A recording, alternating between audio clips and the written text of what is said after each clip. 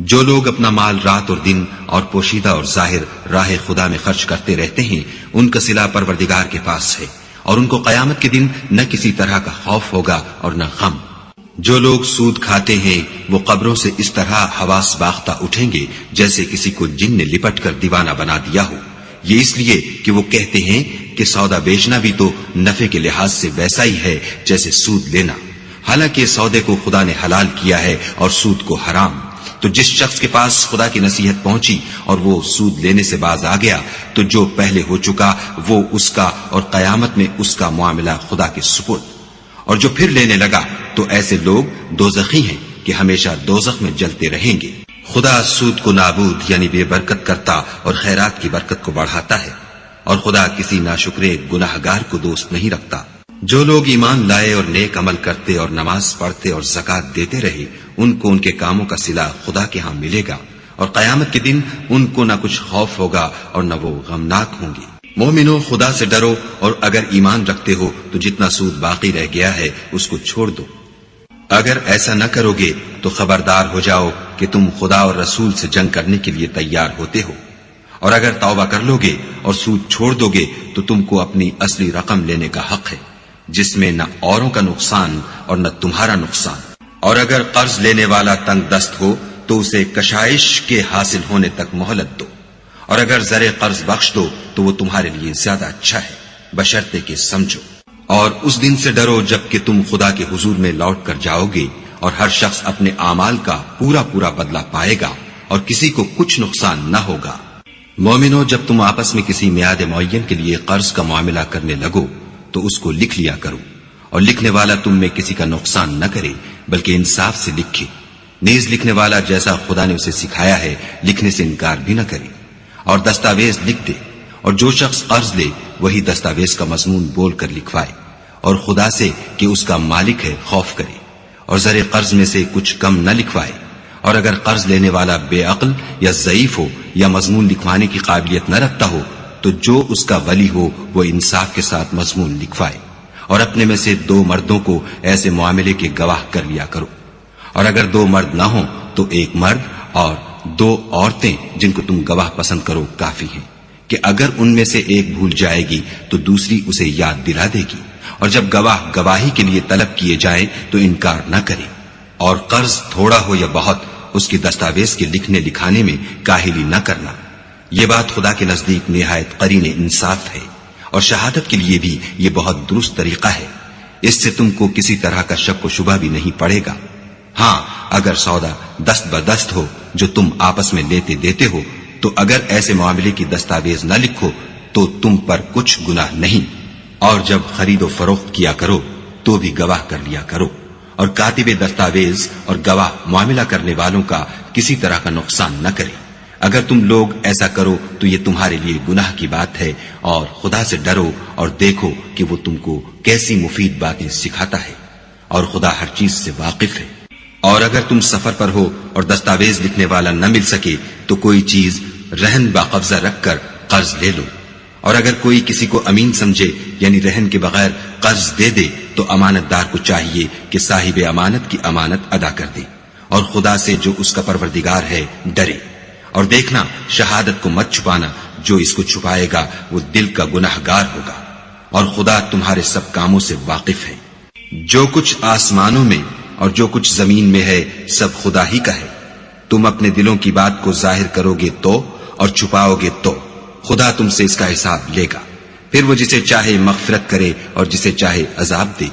اور خدا ہر چیز پر قادر ہے۔ رسول اس کتاب پر جو ان کے پروردگار کی طرف سے ان پر نازل ہوئی ایمان رکھتے ہیں، اور مومن بھی سب خدا پر اور اس کے فرشتوں پر اور اس کی کتابوں پر اور اس کے پیغمبروں پر ایمان رکھتے ہیں، اور کہتے ہیں کہ ہم اس کے پیغمبروں سے کسی میں کچھ فرق نہیں کرتے، اور وہ خدا سے عرض کرتے ہیں کہ ہم نے تیرا حکم سنا اور قبول کیا۔ اے پروردگار، ہم تیری بخشش مانگتے ہیں اور تیری ہی طرف لوٹ کر جانا ہے۔ خدا کسی شخص کو اس کی طاقت سے زیادہ تکلیف نہیں دیتا، اچھے کام کرے گا تو اس کو ان کا فائدہ ملے گا، برے کرے گا تو اسے ان کا نقصان پہنچے گا۔ اے پروردگار، اگر ہم سے بھول یا چوک ہو گئی ہو تو ہم سے مواخذہ نہ کیجو، اے پروردگار ہم پر ایسا بوجھ نہ ڈالیو جیسا تو نے ہم سے پہلے لوگوں پر ڈالا تھا۔ اے پروردگار جتنا بوجھ اٹھانے کی ہم میں طاقت نہیں اتنا ہمارے سر پر نہ رکھیو، اور اے پروردگار ہمارے گناہوں سے درگزر کر اور ہمیں بخش دے اور ہم پر رحم فرما، تو ہی ہمارا مالک ہے اور ہم کو کافروں پر غالب کر۔ شروع اللہ کے نام سے جو بڑا مہربان نہایت رحم والا ہے۔ الف لام میم، خدا جو معبود برحق ہے، اس کے سوا کوئی عبادت کے لائق نہیں، زندہ ہمیشہ رہنے والا۔ اس نے اے محمد صلی اللہ علیہ وآلہ وسلم تم پر سچی کتاب نازل کی جو پہلی آسمانی کتابوں کی تصدیق کرتی ہے، اور اسی نے تورات اور انجیل نازل کی، یعنی لوگوں کی ہدایت کے لیے تورات اور انجیل اتاری، اور پھر قرآن جو حق اور باطل کو الگ الگ کر دینے والا ہے نازل کیا۔ جو لوگ خدا کی آیتوں کا انکار کرتے ہیں ان کو سخت عذاب ہوگا، اور خدا زبردست اور بدلہ لینے والا ہے۔ خدا ایسا خبیر و بصیر ہے کہ کوئی چیز اس سے پوشیدہ نہیں، نہ زمین میں اور نہ آسمان میں۔ وہی تو ہے جو ماں کے پیٹ میں جیسی چاہتا ہے تمہاری صورتیں بناتا ہے، اس غالب حکمت والے کے سوا کوئی عبادت کے لائق نہیں۔ وہی تو ہے جس نے تم پر کتاب نازل کی جس کی بعض آیتیں محکم ہیں اور وہی اصل کتاب ہیں، اور بعض متشابہ ہیں، تو جن لوگوں کے دلوں میں کجی ہے وہ متشابہات کا اتباع کرتے ہیں تاکہ فتنہ برپا کریں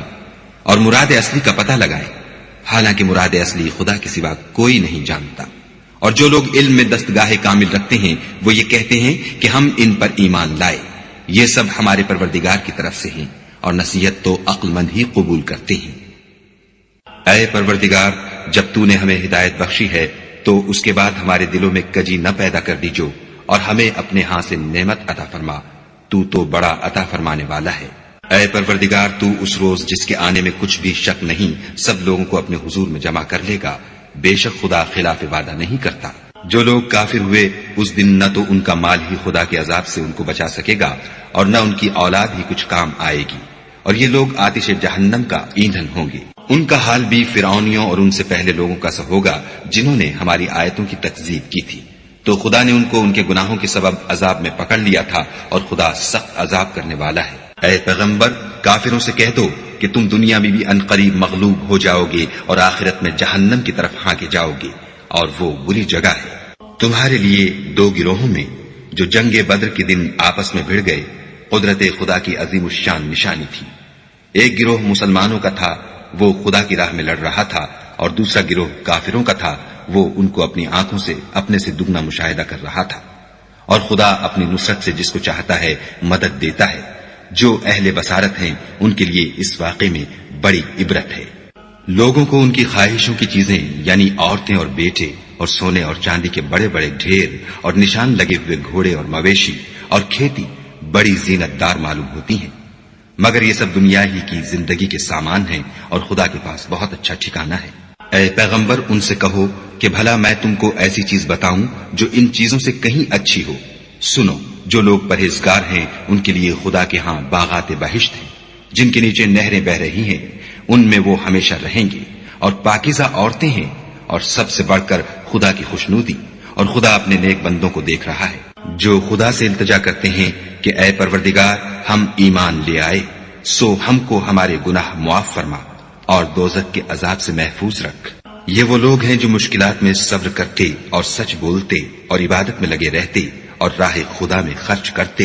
اور اوقات سحر میں گناہوں کی معافی مانگا کرتے ہیں۔ خدا تو اس بات کی گواہی دیتا ہے کہ اس کے سوا کوئی معبود نہیں، اور فرشتے اور علم والے لوگ جو انصاف پر قائم ہیں وہ بھی گواہی دیتے ہیں کہ اس غالب حکمت والے کے سوا کوئی لائق عبادت نہیں۔ الذين ينفقون أموالهم بالليل والنهار سرا وعلانية فلهم أجرهم عند ربهم ولا خوف عليهم ولا هم يحزنون الذين يأكلون الربا لا يقومون إلا كما يقوم الذي يتخبطه الشيطان من المس ذلك بأنهم قالوا إنما البيع مثل الربا وأحل الله البيع وحرم الربا فمن جاءه موعظة موعظة من ربه فانتهى فله ما سلف وأمره إلى الله ومن عاد فأولئك أصحاب النار هم فيها خالدون يمحق الله الربا ويربي الصدقات والله لا يحب كل كفار أثيم إن الذين آمنوا وعملوا الصالحات وأقاموا الصلاة وآتوا الزكاة لهم أجرهم عند ربهم ولا خوف عليهم ولا هم يحزنون يا أيها الذين آمنوا اتقوا الله وذروا ما بقي من الربا إن كنتم مؤمنين فإن لم تفعلوا فأذنوا بحرب من الله ورسوله وإن تبتم فلكم رؤوس أموالكم لا تظلمون ولا تظلمون وإن كان ذو عسرة فنظرة إلى ميسرة وأن تصدقوا خير لكم إن كنتم تعلمون واتقوا يوما ترجعون فيه إلى الله ثم توفى كل نفس ما كسبت وهم لا يظلمون يا أيها الذين آمنوا إذا تداينتم بدين إلى أجل مسمى فاكتبوه وليكتب بينكم كاتب بالعدل ولا يأب كاتب أن يكتب كما علمه الله فليكتب وليملل الذي عليه الحق وليتق الله ربه ولا يبخس منه شيئا فإن كان الذي عليه الحق سفيها أو ضعيفا أو لا يستطيع أن يمل هو فليملل وليه بالعدل واستشهدوا شهيدين من رجالكم فإن لم يكونا رجلين فرجل وامرأتان ممن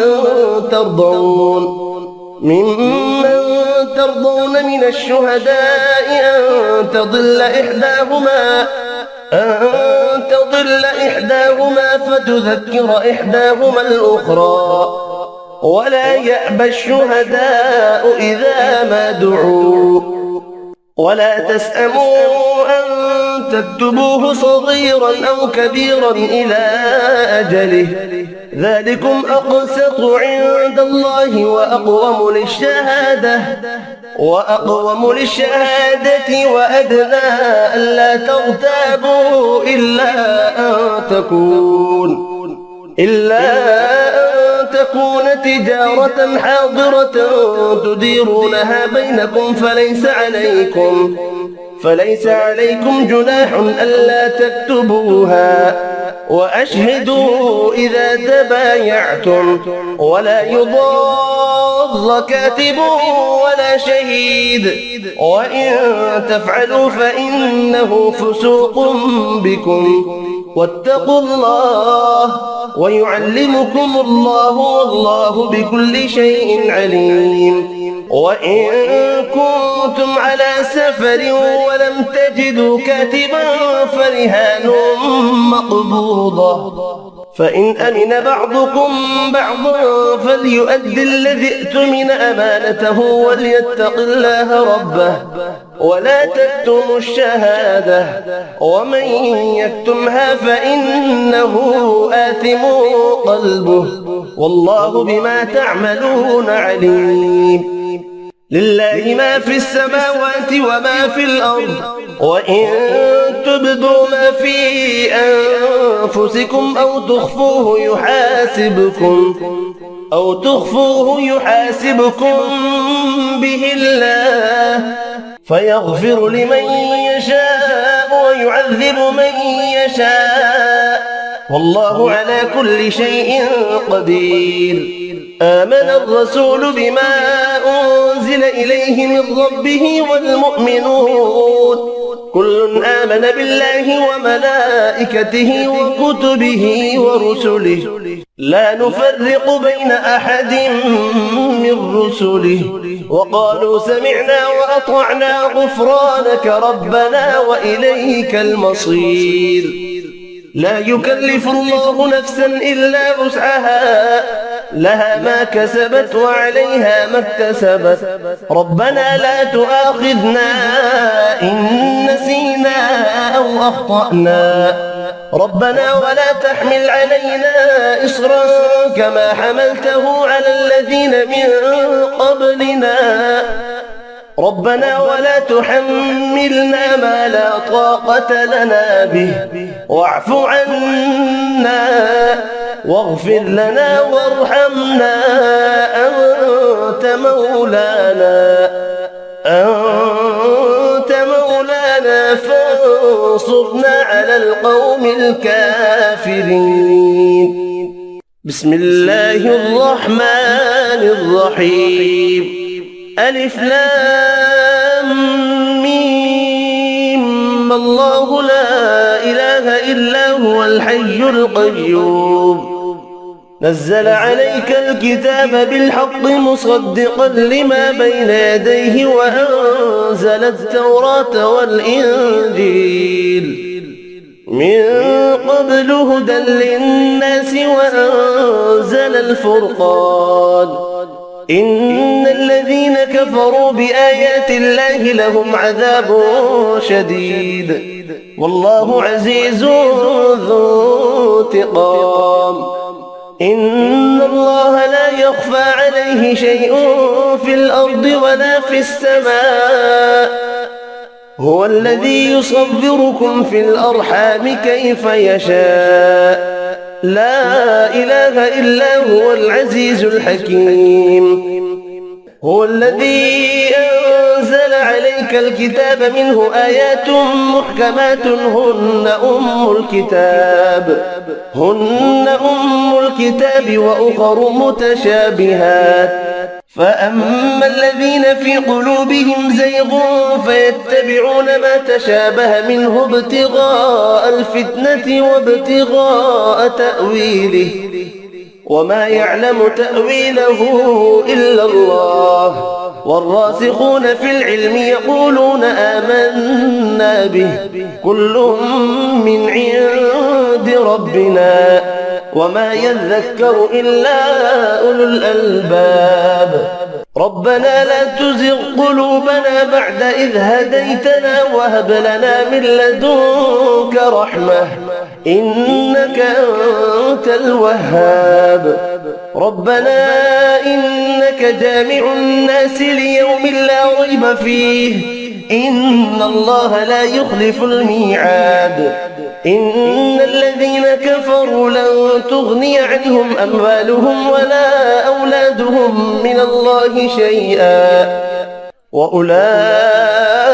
هم وقود النار. كدأب آل فرعون والذين من قبلهم كذبوا بآياتنا فأخذهم الله بذنوبهم والله شديد العقاب. قل للذين كفروا ستغلبون وتحشرون إلى جهنم وبئس المهاد. قد كان لكم آية في فئتين التقتا، فئة تقاتل في سبيل الله وأخرى كافرة يرونهم مثليهم رأي العين والله يؤيد بنصره من يشاء إن في ذلك لعبرة لأولي الأبصار. زين للناس حب الشهوات من النساء والبنين والقناطير المقنطرة من الذهب والفضة والخيل المسومة والأنعام والحرث ذلك متاع الحياة الدنيا والله عنده حسن المآب.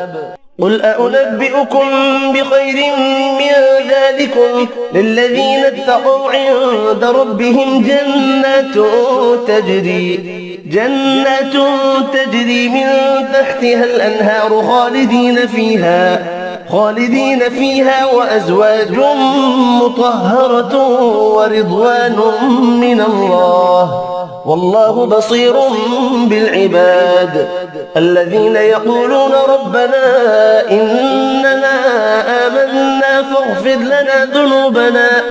فاغفر لنا ذنوبنا وقنا عذاب النار الصابرين والصادقين والقانتين والمنفقين والمستغفرين بالأسحار شهد الله أنه لا إله إلا هو والملائكة وأولو العلم قائما بالقسط لا إله إلا هو العزيز الحكيم صدق الله العظيم وما خلقت الجن والإنس إلا ليعبدون और मैंने जिन्नों और इंसानों को इसलिए पैदा किया है कि मेरी इबादत करें।